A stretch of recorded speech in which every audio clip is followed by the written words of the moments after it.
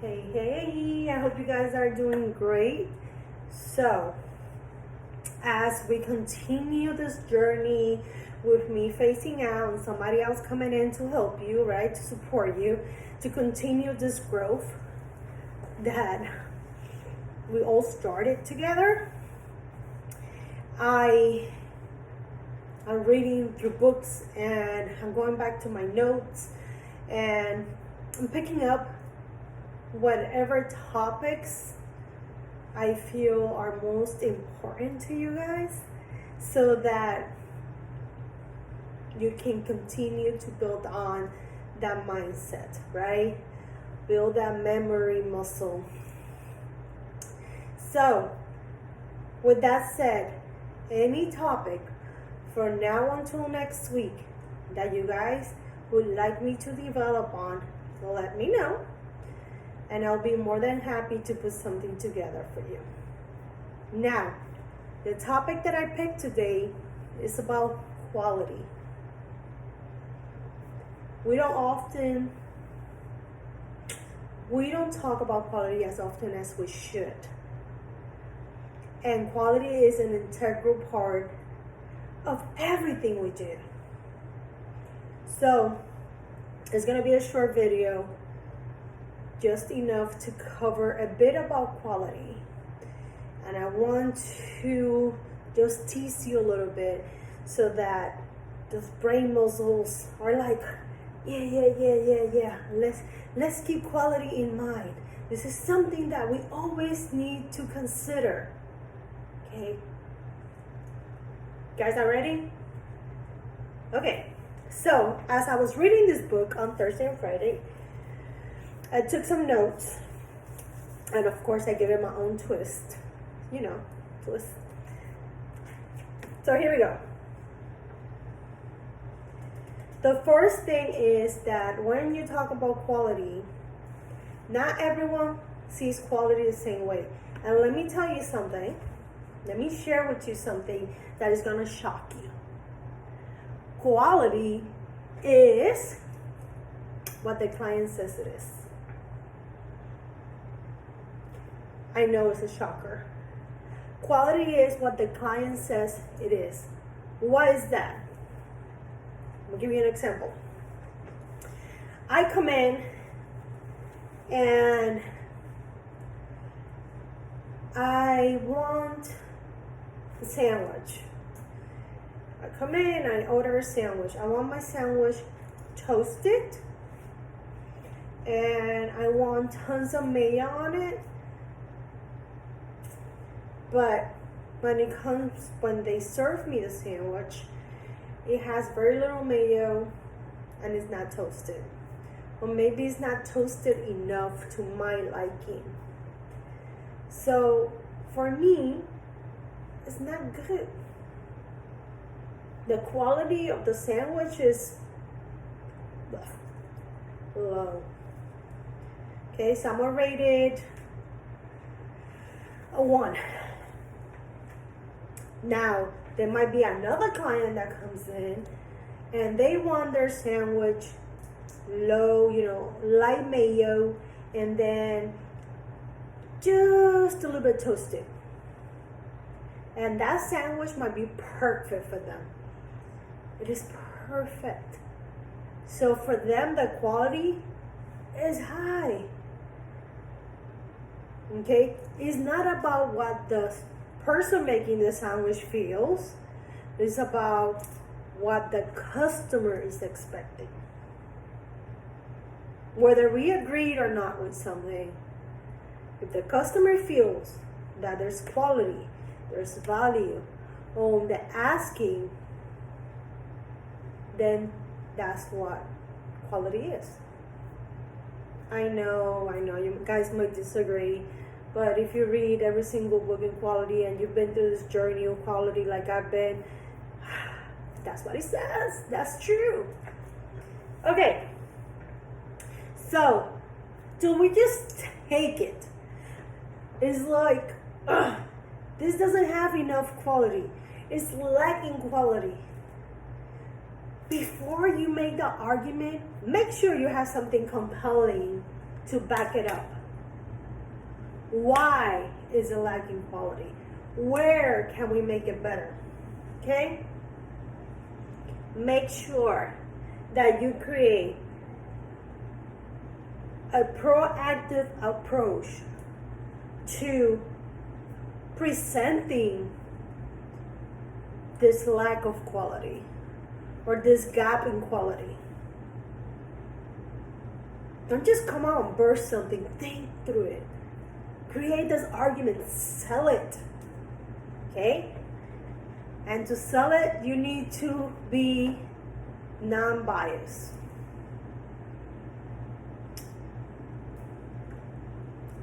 So with this said, now that you know that quality is what the client says it is, one of the things that you guys need to look into or should be looking into is the definition of done. Not every single item that you guys are working on, okay, that all of you are working on, will have the same definition. What I mean by this, one might be that we come into an agreement that we're only going to get this product developed until, we put it in development. Okay, and we test it in development. We test it in development, it works, that's done. That was what we define as done.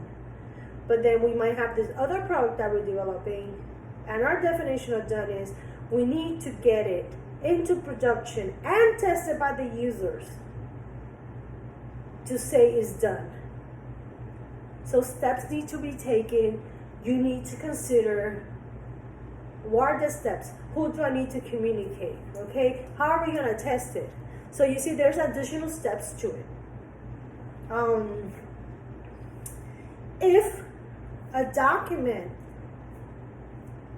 which your testing, your technical solution needs to be documented somewhere, because otherwise if it's in here, then it's in the garbage, because if you're not there tomorrow or a couple of months down the line, you're not going to remember. Seriously? Here doesn't work. We have too much going on.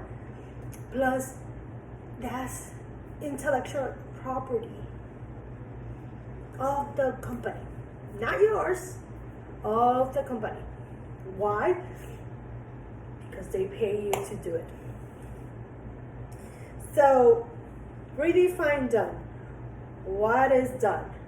If documentation is part of what needs to be done, whatever documentation needs to be completed within a cycle to consider something done, then it is not done until you complete that documentation, which means that you cannot say it's done. You cannot say it's completed, but something is missing. Okay. So, is quality a one team member approach? No. Remember, we're in as a team. We work as a team. If one person fails to do something, the whole team fails. Okay, when we win together. When we fail together. I know it's hard to look at things that way, but think about it. If you're in a baseball game, if you're in a football game, somebody didn't pick up that ball, but everyone else did their thing, they still didn't win. They're gonna learn from it, but they didn't win. Okay? You're almost a winner, but you didn't win. So we support each other through issues, okay? So quality is a proactive whole team approach. If somebody fails to deliver quality, we fail as a team. No one is gonna say so and so when the users are using the product. They're not gonna say so and so didn't do a good job. They're gonna say the team blah are not delivering what we expected. It's one error after the other. Get it? So now what? So to talk about quality and to create a compelling argument about quality, you need to understand what is the level of quality, the overall level of quality which we are working on today. You cannot talk about something that you don't understand or you don't know where things are at.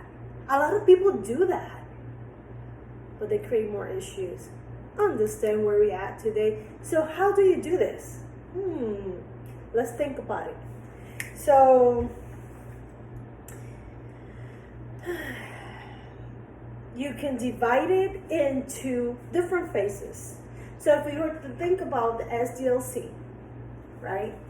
You have requires gathering, understanding of the requirements, implementing the requirements, or acceptance criteria, right? Validating the acceptance criteria is correct. It met their expectations. And you ask questions when you didn't see that something was quite right. Not just be like, it said that, it said to do that, so I just follow along. Okay? You guys don't have a problem, but in case in the future you run into those kind of issues, so you need to understand where you are with gathering, understanding, presenting, requesting, being involved, the testing, the documentation, the development of the solution, actually putting stuff out there, okay, the feedback from the clients, and the overall communication internally within the team and externally, what we're communicating to the rest of the world, that everyone is like oblivious, they don't know what's going on. At the end of the day, we're looking for that quality, that delivery, whether it is written or verbal or throughout software that we're building, a model that we're creating, the results, whatever, we're still looking for overall quality. Ooh. Excuse me. So, what else? Okay, don't make this mistake. Please don't make this mistake. Don't fall into the trap of over-engineering a process. Sometimes all it takes is someone to ask a question. And then, you know what? It's a 3-minute resolution. Instead of like, to talk to somebody, you have to go through all of this. And you have to put this here and do that here and do what? No. How do we not over-engineer but still deliver quality? Now the question is, are we not delivering the level of quality that is expected of us because we have under-engineered? Are we missing stuff? Can we do something better?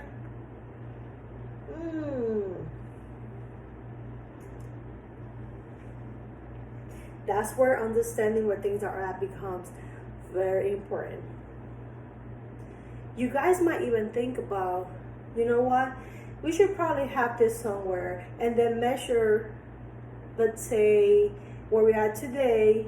And then after we implement a couple of things, we want to check this particular item and see if we're doing better, let's say in a month or 2 months. Okay, how you measure progress. Because talking about it only doesn't work. You need to be able to measure it, okay, to follow up on it.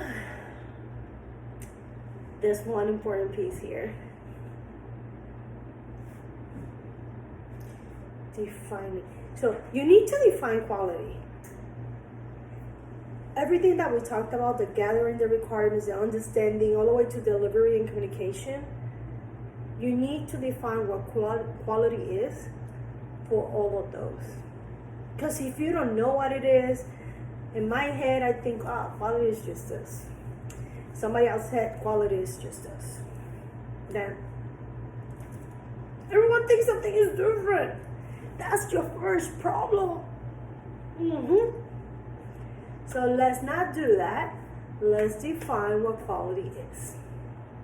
Make sure to revisit what done is. You put those together, and then you can measure, how things are going. Okay? Now, what happens next? We very often get distracted by low important items. Yeah, you heard me right. Because those are the easiest ones. Or those are the cool ones. But those are not the ones that we want. Because those are not the ones actually adding value. Helping us be better. Yes, it is a pain. Yes, it takes time. Okay? To become great at it. To make it part of your routine. Of the culture of the team. Breaking through that status quo mentality, no one said it's going to be easy. But eventually, having those in place, now it's going to take you more time. Later, it's going to be a time saver. When you start doing things right. Imagine that. Speaking the same language. Everyone, agreeing on things, knowing what to do, what not to do. That's great. Avoiding errors. By avoiding errors, we gain time. We control our spending, our cost, all of that. Okay. When we start working on those little things and the cool things that we think are just gonna do it. Some people are even passive aggressive. They're just gonna pick those even though they're not supposed to. We might just be creating bigger issues because we're not really working on what we need to work on. Now you're introducing other stuff that nobody wants or that are just creating a lot of headaches. And other issues we can continue to talk about. So think about it. I'm going to give you this example.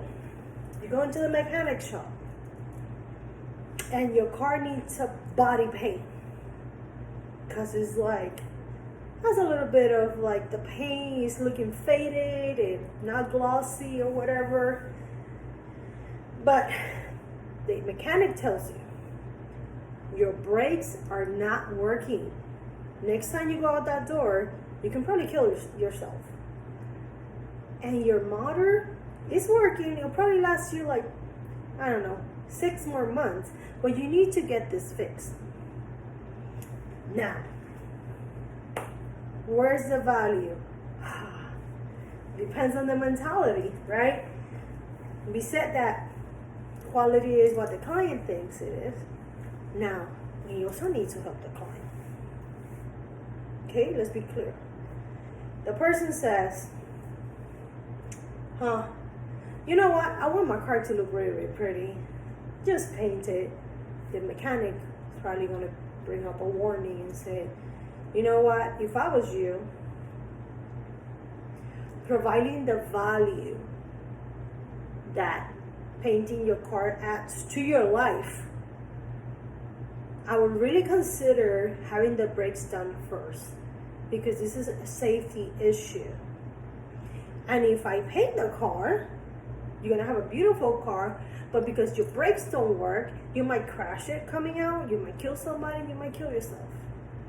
So then you're just going to be throwing the money away and, a lot of other things can happen.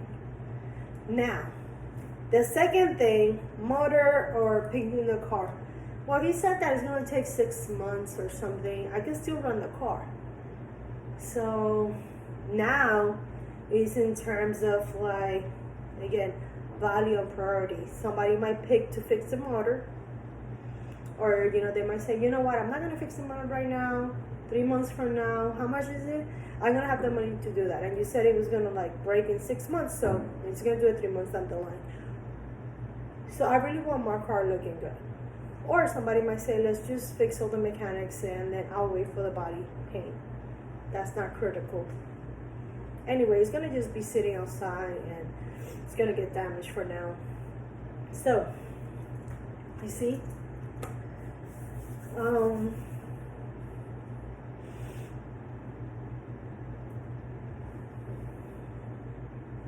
We really are trying, by having these conversations and everything else I've been sharing with you all, is to create some muscle memory, right? And the only way to develop muscle memory is by practicing new things, by working on the commitments, by making it part of our day-to-day. Otherwise, it's just not gonna work. Just having a gym membership is not gonna make your body look a certain way. Okay? It's not gonna help you build muscles if you don't go to the gym. So I just want to leave you guys with this quote from the book, and it says that great teams, now remember we talked about the definition of great teams at some other video, do not shy away from the fears, but rather face them. So if you're scared to talk about what's wrong or the areas of improvement, I'll challenge you to bring those up. But I also challenge you to do your due diligence of understanding what is it that you're bringing up and what are the intentions behind it. Is it a personal intention? Because is it, I just don't want to do this anymore. So I'm making this for me, even though that's going to create issues for everybody else. That's not a compelling argument. Okay? So here you go, a little bit about quality. Bye.